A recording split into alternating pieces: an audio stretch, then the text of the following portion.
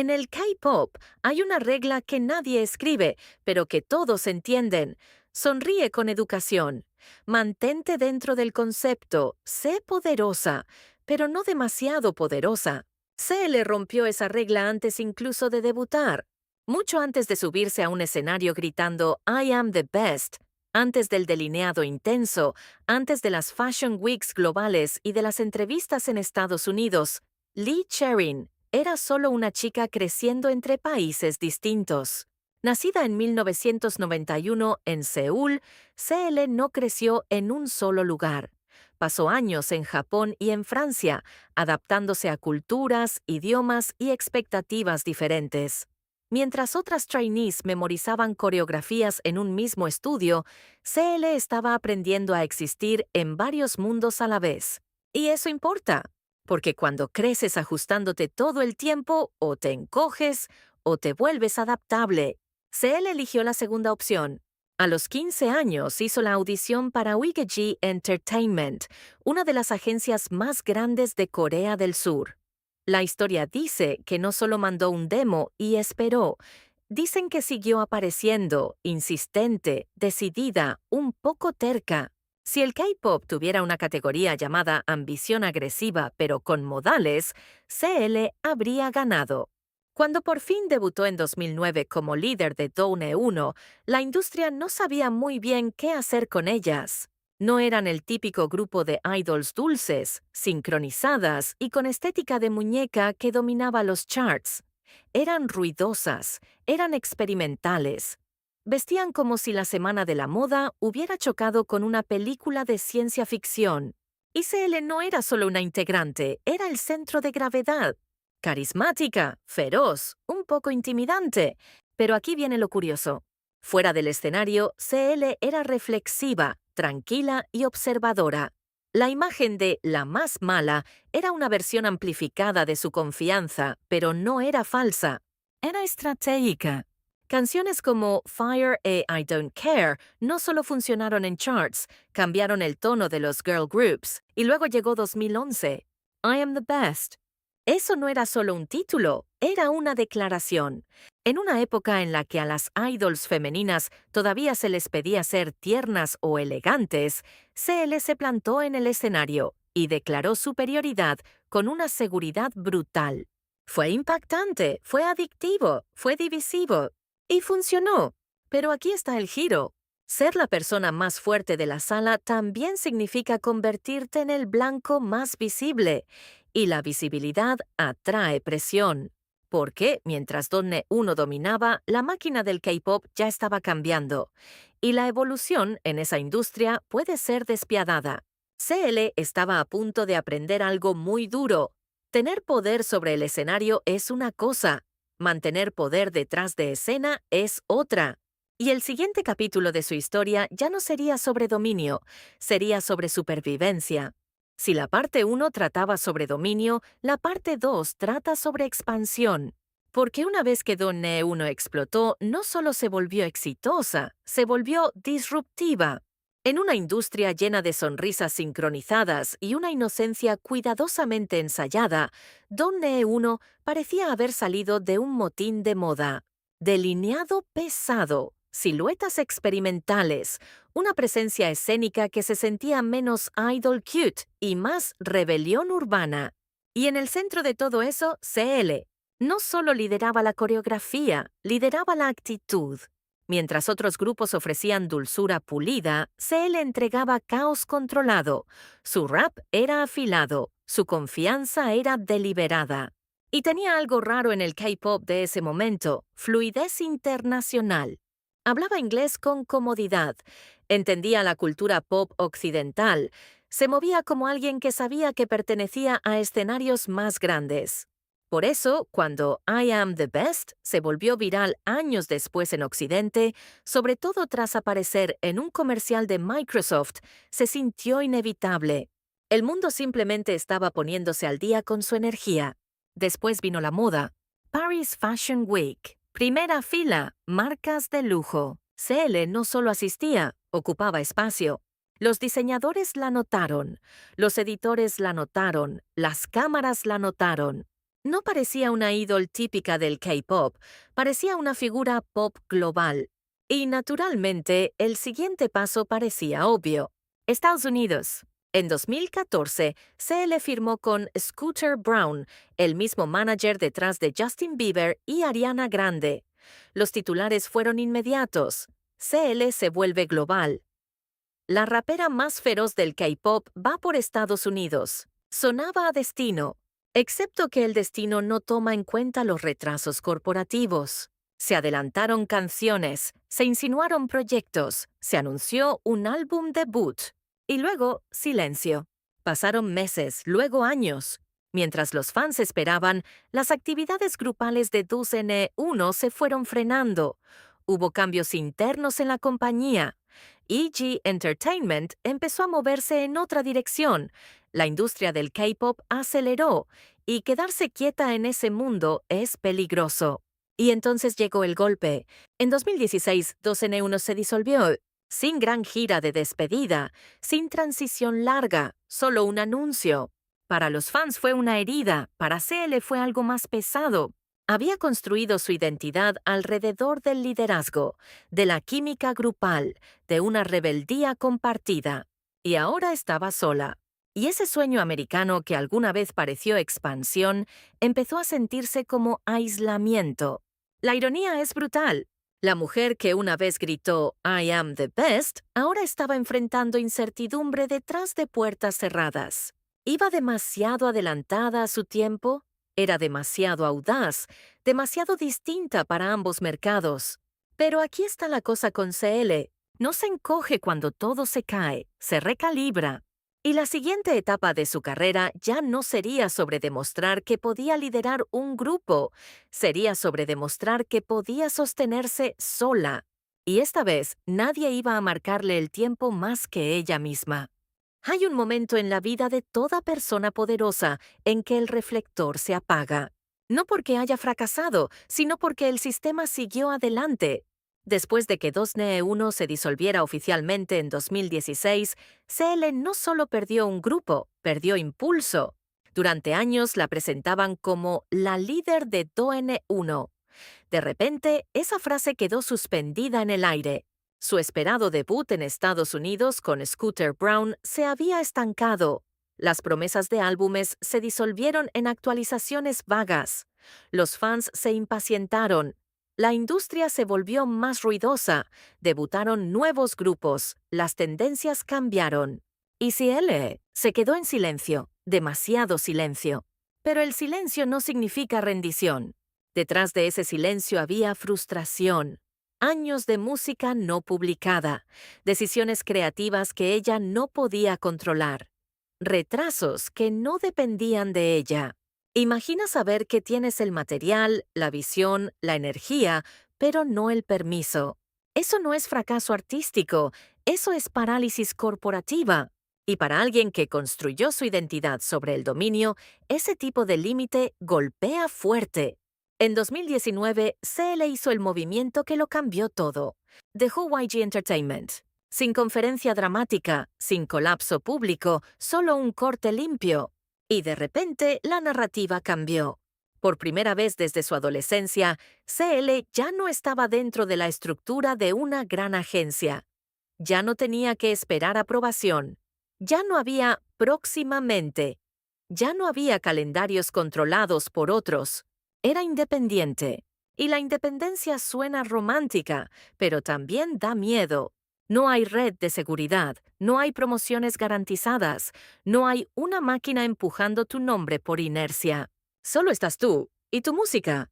Volvió con In the Name of Love, un proyecto profundamente personal que documentaba su recorrido, desde sus días de trainee hasta el dolor, hasta la supervivencia.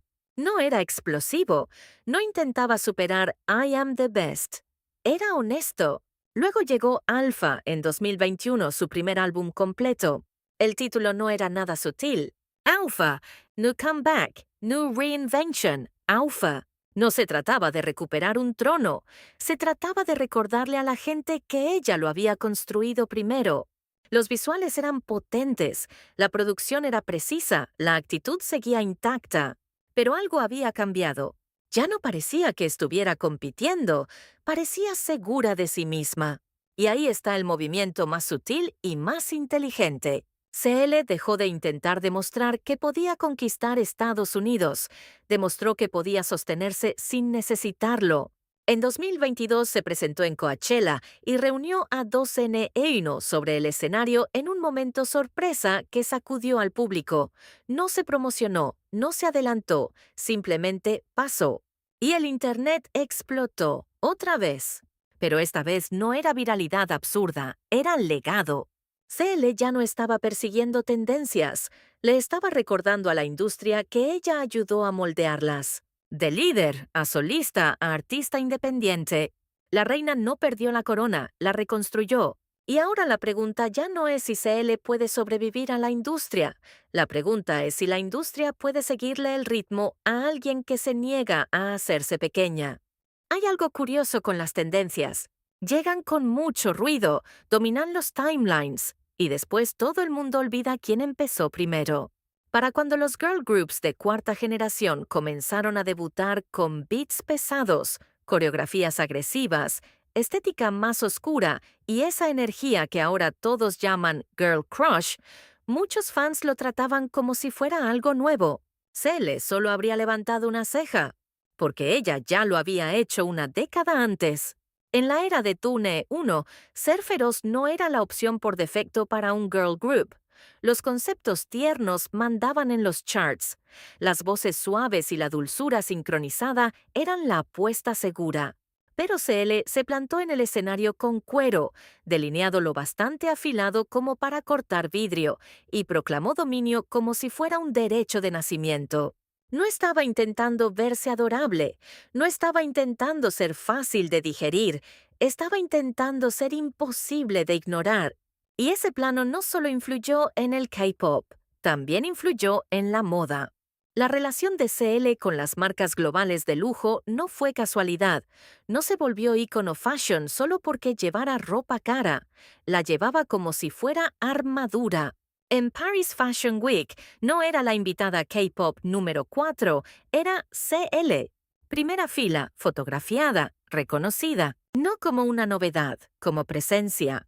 Y esa diferencia importa, porque durante años a muchos artistas asiáticos los invitaban a eventos globales como un agregado cultural. CL entraba como si tuviera acciones en la empresa. Su estilo no era minimalista, no era seguro, era exagerado, audaz, oversized y sin disculpas. Y aún así, lograba que se viera controlado. La moda no la suavizó, la amplificó. Pero aquí es donde se vuelve interesante. Mientras su personaje escénico gritaba energía alfa, sus entrevistas mostraban reflexión, vulnerabilidad, conciencia del peso que trae la visibilidad. Entendía que ser ruidosa sobre el escenario no significaba ser imprudente fuera de él. Y ahí es donde la palabra ícono empieza a tener sentido. Porque los íconos no solo marcan tendencia, se vuelven punto de referencia. Muchos artistas nuevos citan a CL como inspiración, no solo por la música, sino por la confianza, por tomar espacio, por rechazar la idea de que las mujeres en el pop tienen que ser fáciles de consumir. CL no solo interpretó empoderamiento, encarnó autonomía. Y la autonomía en el K-pop es rara. Pero quizá la parte más irónica de su recorrido sea esta. La industria que una vez no supo bien qué hacer con ella, hoy se beneficia del camino que ella abrió. El styling agresivo, los girl groups con rap pesado, la ambición de crossover global. Ese camino existe, en parte, porque ella lo caminó primero y no pidió permiso. Eso nos deja en la pregunta final. ¿Cómo se ve el legado de alguien que siempre fue antes que los demás? Porque CL ya no solo está sobreviviendo, se está asentando en algo todavía más peligroso que el hype. ¿Respeto?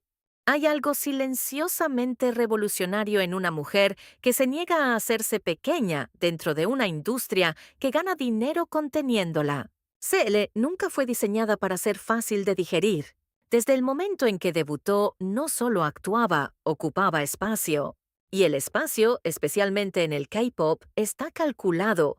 Se mide en formaciones de coreografía, tiempo de cámara, contratos de marca y aprobación pública. A la mayoría de los artistas se les enseña a entrar dentro del marco. CL ensanchó el marco. Cuando se plantó en el centro de Dusne uno gritando I am the best, no era solo un hook pegajoso, era una disrupción cultural. En una época en la que los girl groups todavía estaban fuertemente encerrados en conceptos tiernos o elegantes, CL proyectó dominio sin pedir disculpas. Rapeaba con agresividad, miraba a la cámara como si le debiera dinero, vestía como si la alta costura hubiera sido bañada en rebeldía. Y aquí está la diferencia clave, no se sentía prestado, se sentía suyo. Pero apropiarse de algo siempre tiene costo. Cuando 2NE1 se disolvió, muchos esperaban que la integrante más ruidosa fuera la primera en apagarse. Así suele ir la narrativa. La audaz se quema. La polémica termina como nota al pie. La ambiciosa es etiquetada como difícil. Pero CL aguantó la fase más incómoda que puede vivir un artista, la quietud, años de proyectos retrasados, canciones no lanzadas. La lenta realización de que esperar permiso podía significar esperar para siempre. Para alguien cuya identidad estaba construida sobre liderazgo, esa etapa pudo haber destruido su impulso de forma permanente. Pero aquí está la diferencia entre presencia y hype. El hype depende del ruido constante, la presencia sobrevive al silencio. Cuando CL dejó AEG Entertainment, no explotó públicamente, no armó escándalo, no se reinventó de forma dramática. Simplemente salió y empezó a construir por su cuenta. Y ese movimiento no fue vistoso, fue estratégico. La independencia en el K-pop no es una fantasía rebelde, es una guerra logística. Financiación, producción, distribución, todo se convierte de pronto en responsabilidad personal. Ella tomó ese riesgo, y cuando volvió con Alpha, no sonó desesperada, no le rogó validación a la industria. Sonó controlada, intencional, madura. La confianza ya no era más ruidosa, era más firme. Y ese cambio importa. La CL de antes irradiaba carisma explosivo, la CL de después irradia mando. Hay diferencia entre ser la tormenta y ser el clima. Y luego llegó Coachella 2022. La reunión sorpresa de 2NE1 no fue solo fanservice, fue recuperación, reclamación. Verla caminar hacia ese escenario no se sintió nostálgico, se sintió afirmativo. La industria que una vez siguió adelante sin ella tuvo que detenerse y reconocer que el plano seguía ahí. Porque eso es en lo que se convirtió CL, un plano. Mucho antes de que Girl Crush se volviera un término de marketing, ella ya lo encarnaba. Mucho antes de que el crossover global fuera prioridad estratégica, ella ya estaba tejiendo redes entre continentes. Mucho antes de que a los idols se les animara a defender abiertamente su dirección creativa, ella ya estaba peleando por eso. Muchos artistas hoy se benefician de puertas que ella empujó primero. Y la parte más poderosa nunca se suavizó para hacer el camino más fácil. No diluyó su tono de rap para encajar en la radio occidental. No giró hacia baladas seguras para reconstruir imagen. No persiguió tendencias para agradarle al algoritmo. Se mantuvo afilada. De trainee adolescente a líder de un grupo que definió una generación, a solista frenada por la inercia corporativa, a artista independiente que ya no exige hype, sino respeto. La historia de CL no trata de dominio constante, trata de negativa. Negativa a ser reducida, negativa a esperar en silencio, negativa a entrar en expectativas construidas por otros. Y quizá ese sea su legado definitivo, no que fuera la más ruidosa de la sala, sino que nunca preguntó si tenía permiso para estar ahí. Entró y se quedó.